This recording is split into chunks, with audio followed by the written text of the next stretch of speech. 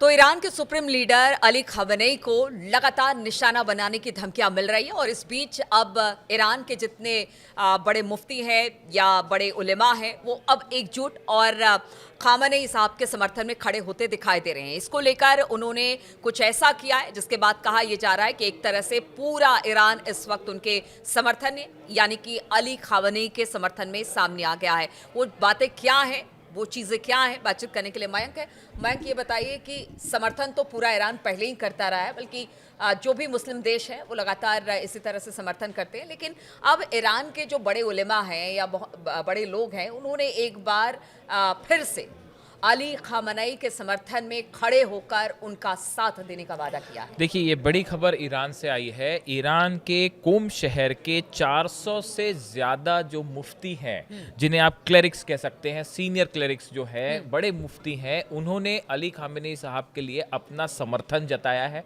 और जो फतवा एक जारी किया गया था, आपने थोड़े समय पहले सुना होगा कि डोनाल्ड ट्रंप और बेंजामिन नेतन्याहू के खिलाफ जो फतवा जारी किया गया था उसको एंडोर्स किया है, यानी उसका समर्थन किया है। देखिए, एक ये बड़ी संख्या है, 400 से ज़्यादा अगर मुफ्ती जो हैं, रिलीजियस लीडर्स जो है, वो अली खamenei साहब के समर्थन में अगर खड़े हैं तो ये बड़ा मैसेज दे रहा है ना सिर्फ ईरान को कि पूरा ईरान एकजुट है, पूरा ईरान जो है अली खamenei साहब के पीछे खड़ा हुआ है, साथ ही पूरे दुनिया भर के मुसलमानों को एक प्रकार से मैसेज देने की कोशिश की गई है। देखिए, बार बार हम आप देखें, इस बात को नोट करें, ईरान की तरफ से ये बात कही जा रही है कि पूरी दुनिया के जितने मुस्लिम कंट्रीज हैं उनको अब एकजुट होने का वक्त आ गया है। और अगर आप डिवाइडेड रहेंगे तो आप हमेशा कमजोर रहेंगे, आपके ऊपर हमले होते रहेंगे, लेकिन अगर आप एकजुट हो जाते हैं तो आप मजबूत हो जाएंगे, स्ट्रांग हो जाएंगे। तो वक्त आ गया है कि पूरे देश के, पूरी दुनिया के मुस्लिम कंट्रीज जो हैं उनको एकजुट होना चाहिए, ऐसा बार बार ईरान की तरफ से कहा जा रहा है। और देखिए, अभी पिछले कुछ वक्त में हमने देखा कि जिस तरह से डोनाल्ड ट्रंप की तरफ से या फिर नेतन्याहू की तरफ से, अमेरिका इसराइल की तरफ से खamenei साहब को लेकर तरह तरह की स्टेटमेंट सामने आ रहे हैं कि अगर उन्होंने न्यूक्लियर डील नहीं की तो उनके लिए ठीक नहीं होगा, या उनके असैसिनेशन को लेकर तरह तरह के बयान सामने आ रहे हैं कि असैसिनेशन की धमकियां मिल रही हैं कि उनके लिए ठीक नहीं होगा, इस तरह की बात हो रही है। अब देखिए, इसी बीच में ये फतवे वाली बात सामने आई थी कि डोनाल्ड ट्रंप और नेतन्याहू के खिलाफ जो है फतवा जारी किया गया था कि आपने हमारे सुप्रीम लीडर के खिलाफ जिस तरह से धमकी दी, ये एक प्रकार से war, waging war against God इसे कहा गया, जिसे मोहरिब कहते हैं, कि ये अल्लाह के खिलाफ लड़ाई है, खुदा के खिलाफ लड़ाई है, वो करार दिया गया था। उसके बाद अब जैसे जैसे बयान जो सामने आ रहे हैं, इसको लेके ईरान में लगातार गुस्सा बढ़ता जा रहा है कि जिस तरह से अली खamenei साहब हैं, ये कोई पॉलिटिशियन नहीं है, he is a religious leader, और जिनको दुनिया भर के करोड़ों मुसलमान जो हैं वो अपना नेता मानते हैं, उनको अपना एक रिलीजियस लीडर मानते हैं।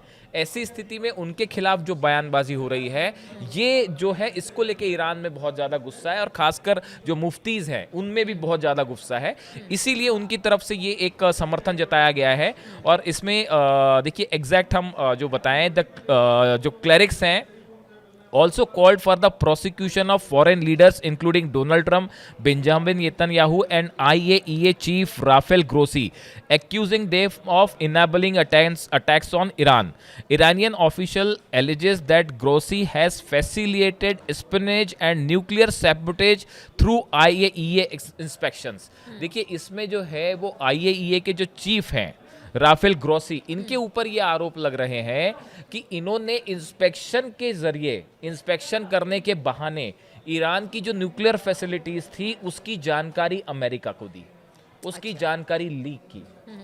ये आरोप आईएईए की तरफ से लग रहे, आईएईए पर लग रहे हैं कि ईरान में आईएईए ने जो इंस्पेक्शन किए, ईरान ने इन्हें अनुमति दी थी, कुछ समय पहले की बात है, अब तो आईएईए को बाहर कर दिया ईरान ने। यही वजह कि यही सब बातों को लेकर बाद में कह दिया गया कि देखिए, अब आईएईए से हमारा कोई नाता रिश्ता नहीं है भाई, अब वो ना जांच करेगा, ना हम उसके अंडर में किसी तरह से उसको बताएंगे कि क्या कुछ हो रहा है क्या नहीं। ईरान ने अलग कर दिया, उसको बाहर कर दिया। लेकिन ये आरोप लग रहे हैं कि ये जो न्यूक्लियर ठिकानों पर हमले हुए, इस पे आईएईए ने जो इंफॉर्मेशन थी वो अमेरिका को या इजराइल को या वेस्टर्न कंट्रीज को दी कि कहाँ पे कौन सी मशीनें लगी हैं, कहाँ पे यूरेनियम एनरिचमेंट हो रहा है, एंड ऑल वो जो जानकारी थी वो दी गई।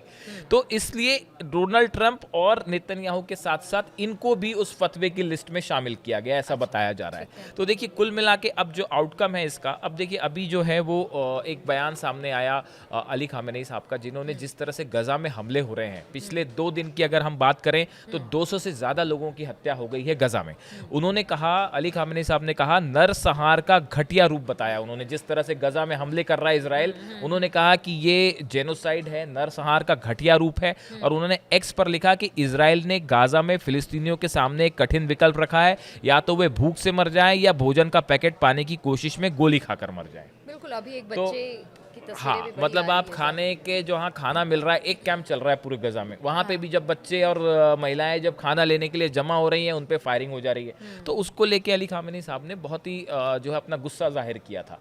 उसके बाद से लगातार इसराइल की तरफ से इस तरह से बयान आ रहे हैं कि अगर डील नहीं हुई तो फिर अच्छा नहीं हुआ आगे वगैरह वगैरह।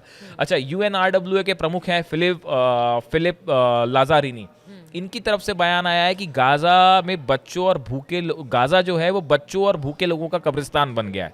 उन्होंने कहा कि इजराइल गाजा में क्रूर हत्याओं की योजना बना रहा है। और एक्स पे उन्होंने लिखा, निष्क्रियता और चुप्पी मिली भगत है, हमारी निगरानी में गाजा बच्चों और भूखे लोगों का कब्रिस्तान बन नहीं, गया। वाह। उन्होंने ये कहा कि जो लोग चुप हैं, हाँ। जो लोग खामोश बिल्कुल। हैं, वो भी अब जिम्मेदार हैं इसके लिए कि गजा में इतना बड़ा नरसंहार हो रहा है और आप चुप हैं। समझिए पूरा गजा इस वक्त एक तरह से कहिए शमशान में तब्दील हो गया बिल्कुल, है। जिस बिल्कुल। तरह से वहाँ पर हालात है, बिल्डिंग है, खाने को सामान नहीं है, बच्चे बिलक बिलक कर रो रहे हैं, जो बच्चे जन्म ले रहे हैं वो कुपोषित है, मतलब बहुत हालत खराब है अब वहाँ इन पर। हालात में देखिए 2-3 चीजें बड़ी साफ हैं। ईरान जो है, पहली बात नंबर 1, ईरान अमेरिका या वेस्ट के दबाव में नहीं आ रहा है न्यूक्लियर डील को लेकर।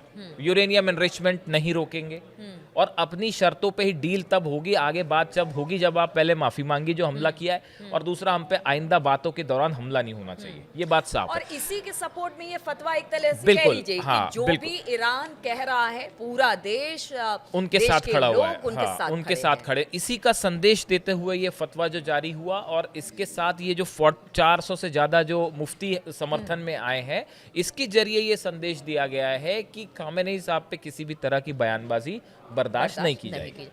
तो खामेनेई साहब के खिलाफ किसी तरह की कोई बयानबाजी बर्दाश्त नहीं की जाएगी। और जहां तक उनको तरह तरह की धमकियां मिल रही है, इसको लेकर भी पूरा देश खड़ा है। और साथ ही जिस स्टैंड के साथ इस वक्त ईरान खड़ा है कि वो अपने परमाणु कार्यक्रम को नहीं रोकेगा, इसी तरह से जारी रहेगा, उसके साथ भी पूरा देश है। अब देखिए, हालात लगातार बदलते रहते हैं, कुछ ना कुछ खबरें आती रहती हैं जिसको लेकर हम अपने दर्शकों के पास आते रहते हैं। अगली बार एक बार फिर से आपसे मुलाकात होगी और कुछ और मुद्दे और इम्पॉर्टेंट मुद्दों के साथ। फिलहाल इस चर्चा में शामिल होने के लिए आप सभी का बहुत बहुत शुक्रिया।